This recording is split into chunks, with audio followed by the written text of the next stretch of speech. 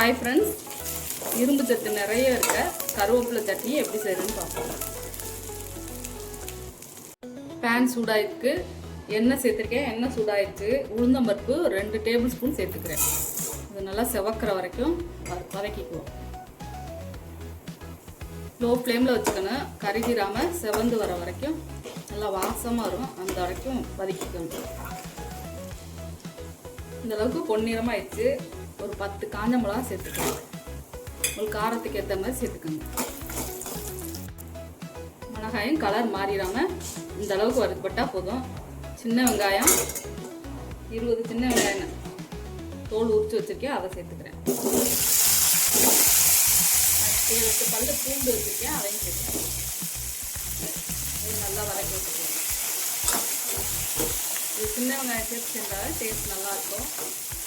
அதனால் சின்ன வெங்காயம் சேர்த்துக்கணும். நல்லா வெங்காயம் பூண்டோட பச்சை வாசனையெல்லாம் போனோம்னா நல்லா இந்த அளவுக்கு வதங்கிடணும். இப்போ ஒரு கைப்பிடி அளவுக்கு சுத்தம் பண்ணி கழுவி வச்சுருக்க கருவேப்பிலையை சேர்த்துக்கலாம்.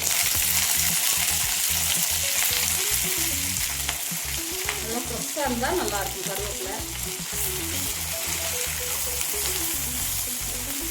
நல்லா அந்த பச்சை ஸ்மெல் போகிற வர வதக்கி வச்சுக்கலாம். கருவேப்பிலையில் அயன் நிறைய இருக்குது. முடி வளர்ச்சிக்கு உதவும்.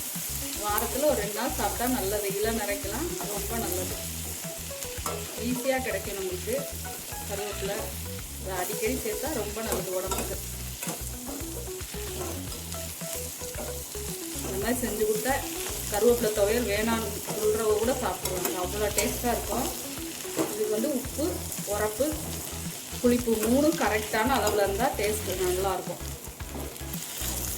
சாதத்தில் போட்டு சாப்பிடலாம். இட்லி, தோசைக்கு சூப்பராக சைட் டிஷ். வெரைட்டி ரைஸ் எல்லாத்துக்குமே நல்லாயிருக்கும் காம்பினேஷன்.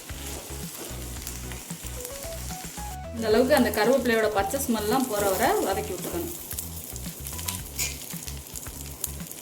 இப்போ ஒரு சின்ன நெல்லிக்காய் அளவுக்கு புளி எடுத்துருக்கேன். அதை சேர்த்து கொஞ்சம் நேரம் 1 நிமிஷம் கிண்டி விட்டுக்குவோம்.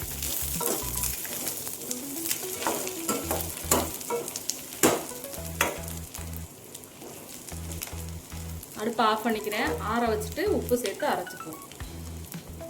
நல்லா ஆறிடுச்சு. இதை மிக்ஸி ஜாரில் சேர்த்துக்கிறேன். உப்பு சேர்த்துக்கிறேன். தண்ணி நிறைய சேர்க்கக்கூடாது. இந்த சட்னிக்கு துவையல்மா இருந்தால் தான் நல்லாயிருக்கும். கொஞ்சம் குறப்பாக அரைச்சி எடுத்துக்கிறேன். கருவேப்பிலை சட்னி ரெடி ஆயிடுச்சு. இதே மாதிரி நீங்கள் செஞ்சு பாருங்கள். இந்த வீடியோ பிடிச்சா லைக் பண்ணுங்கள், ஷேர் பண்ணுங்கள், சப்ஸ்கிரைப் பண்ணுங்கள். பாய். அடுத்த வீடியோவில் பார்ப்போம்.